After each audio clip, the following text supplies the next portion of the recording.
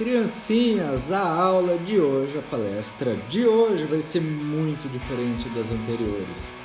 Mas vai ser diferente pra mim só, porque eu comprei bolo e cheguei agora. Pra você vai ser igual sempre.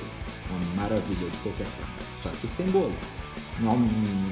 Mocinhos, era uma vez a Bahia, era uma vez uma revolta que aconteceu na Bahia, era uma vez uma revolta popular na Bahia. E, moços e moças, a partir desse pequeno título, é possível aprender uma série de coisas. Professor, o que, por exemplo? Eu vou explicar assim que eu terminar de engolir meu bolo. Ai, que delícia de coco. Crianças, uma revolta aconteceu e ela tem caráter popular, ou seja, as camadas mais pobres da população são aqueles que a compuseram. E para ser mais específico, isso aconteceu na Bahia, sabe? Aquele estado onde o Brasil, enquanto Brasil, nasceu.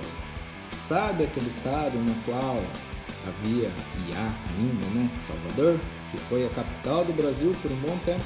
Pois é lá mesmo onde tudo isso aconteceu. E crianças, uma vez que Salvador foi por muito tempo a capital do Brasil, era lá, inclusive, a cidade mais próspera desse país maravilhoso que é o nosso.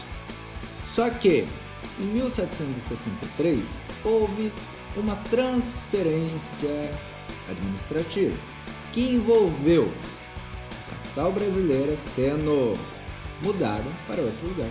Olha só que legal, que interessante!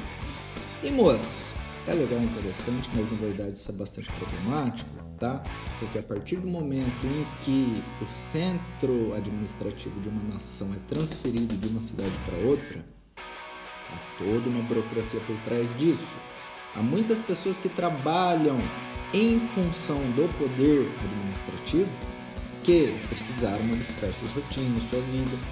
Quem lá vivia em função disso precisou se mudar.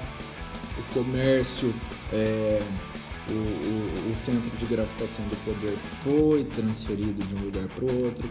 Tudo isso traz uma problemática bastante grande para aqueles que viviam lá naquele momento, tá? Professor, cite um exemplo. Citarei. Como, por exemplo, o Brasil, como o Brasil, nasceu em Salvador, tá? Lá era a nossa capital.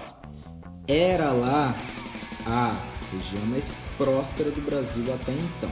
Ou seja, todos aqueles que investiam, todos aqueles que trabalhavam em função da exportação, todos aqueles que detinham parte considerável do dinheiro do capital que girava aqui em nossas terras tupiniquins, lá se encontravam, tá?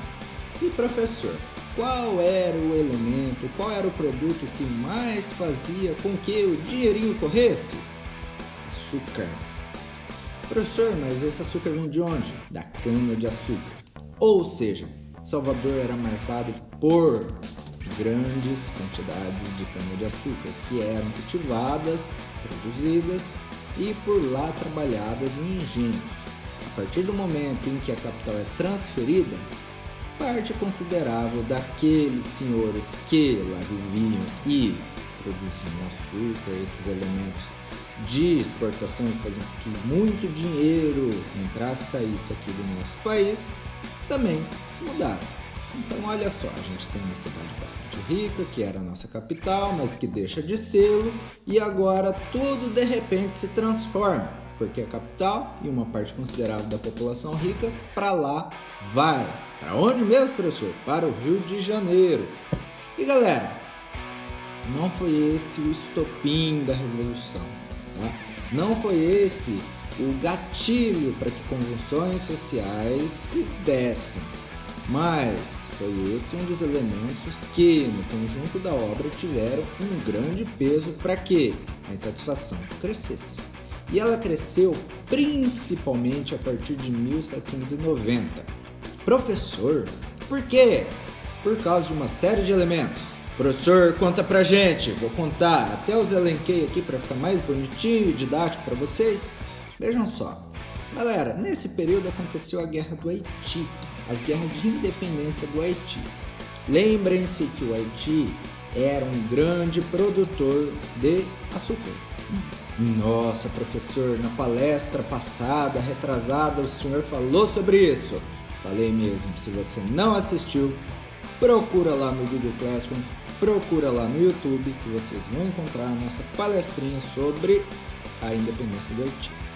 Mas hoje a gente não vai falar do Haiti porque a gente já falou, só quero que vocês saibam que esse país era um grande produtor de açúcar.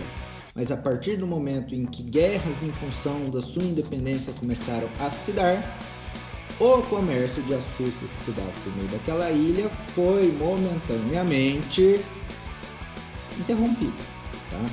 Porque a partir do momento que uma guerra se deflagra, o plantio, a colheita, o trabalho, a venda de açúcar é intimamente afetado. Claro, as pessoas estão em guerra, toda a ilha está passando por uma turbulência gigantesca. O comércio acaba sendo afetado. E a partir do momento em que, tô falando muito a partir do momento, esse vai ser o último, prometo. Quando o açúcar, a demanda por açúcar cresce, o Haiti já não consegue fornecer tanto quanto antes, outros países podem ocupar a posição que era ocupada pelo Haiti. É aí que a Bahia se vê numa situação um tanto quanto interessante. Por que não produzir mais açúcar? Afinal de contas, a gente já tinha toda uma estrutura aqui de produção, de plantio, Os caras mandaram a nossa capital lá para o Rio de Janeiro, mas por que não utilizar das estruturas que aqui já existiam e suprir essa demanda? Vários países europeus querem açúcar. A gente vai produzir e vender? Vender é muito legal porque dá dinheiro, dinheiro é muito legal. O problema, galera, é que quando vai se produzir um produto cuja demanda é autossuficiente para atender a vários países, muita terra, muitas parcelas de terra cultivável precisam ser empregadas. Foi isso que aconteceu. E quando essas várias quantidades de terra foram empregadas para o plantio de cana-de-açúcar, foram utilizados para esse fim, a terrinha que era utilizada para plantar alimentos, a terrinha que era reservada para a produção de produtos básicos para a subsistência dos brasileiros, principalmente mandioca para fazer farinha, ou sei lá, outros alimentos básicos como arroz, frutas e coisas básicas para a alimentação das pessoas no dia a dia, acabou ficando em segundo plano, porque o objetivo daqueles que contavam com grandes parcelas de terra era aumentar o seu poderio, aumentar a quantidade de terras que a eles pertenciam e produzir cada vez mais cana-de-açúcar para vender o açúcar. Professor, os caras acabaram diminuindo a quantidade de terra voltada para a produção de alimentos básicos. Como isso influencia na vida das pessoas? Influencia sim, galera. Quando esses alimentos deixam de ser produzidos ou a produção deles diminui e muito, eles se tornam mais raros. E quanto mais raro é um produto e quanto mais as pessoas precisam desse produto, a gente tem a inflação ou o aumento daquilo. Se eu gosto muito de comer pastel, nossa, eu amo pastel, eu adoro pastel, não fico sem pastel. Mas tem um problema. De repente o Brasil começou a produzir, sei lá, feijão. Nossa senhora, o Brasil produz muito feijão. O mundo inteiro quer feijão, todo mundo gosta muito de feijão. O Brasil parou de plantar trigo, que é utilizado também para a confecção de massas. E o Brasil também diminuiu muito a produção de franguinhos, porque é só feijão, só tem feijão, franguinho e trigo, agora tem muito pouquinho. E eu preciso desses dois produtinhos pro meu pastel, eu gosto tanto de pastel de frango.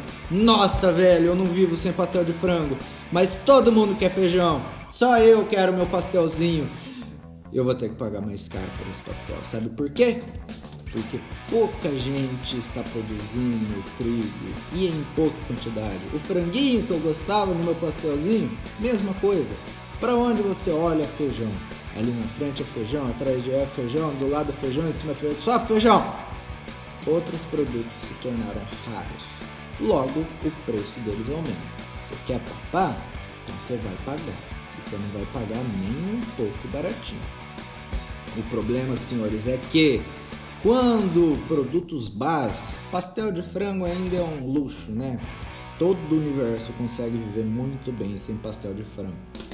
Agora, quando alimentos básicos como farinha, arroz, sei lá, coisas básicas, abóbora, chuchu, quando isso tem o seu preço super inflacionado, como as pessoas vão sobreviver? O ambiente se torna extremamente problemático, senhores, porque a fome já existia. Agora, o pouco que havia vai se tornar ainda mais caro? Como assim? E diante disso tudo, eis que surgem ideias iluministas e notícias referentes à Revolução Francesa acontecendo lá no continente velho. E é então que as pessoas começam a se questionar: nossa, velho, eu tô aqui passando fome, eu tô aqui pagando imposto. E qual é o objetivo disso tudo? Se não satisfazer as demandas para uma coroa portuguesa que quer cada vez mais impostos? Ou atender as demandas de elites que querem cada vez mais dinheiro?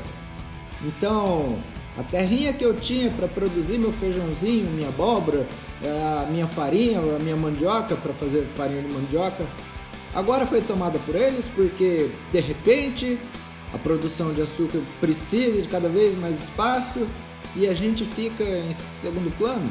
Como assim? Será que alguém é melhor do que alguém para que isso tenha justificativo? Será que os ricos são melhores do que nós? Essas respostas, galerinha, foram sendo problematizadas e respondidas a partir de questionamentos levantados pelos iluministas e colocados em práticas por meio da Revolução Francesa e dos revolucionários estadunidenses, que, justamente com a percepção de que não, ninguém é melhor que ninguém, a gente pode se levantar contra a coroa, a gente pode se levantar contra monarquias e contra elites que não são extremamente maléficas, afinal de contas só querem dinheiro, dinheiro, dinheiro, dinheiro e a gente que se lasque. É então que eles se levantam e começam um processo de independência, ou ao menos tentar fazer frente àquilo que passou a ser reconhecido como uma injustiça intolerável. Nossa, professor, bem que você falou que o iluminismo ia ser o pano de fundo para vários dos nossos estudos. É isso mesmo, senhores. Injustiças, situações como essas sempre existiram, mas a partir do momento, olha só, não deu para evitar, a partir do momento em que ideias iluministas são disseminadas na Bahia, naquele momento, principalmente graças à maçonaria, as pessoas começaram a repensar melhor a situação na qual elas se encontravam. Por que não nos rebelarmos contra isso?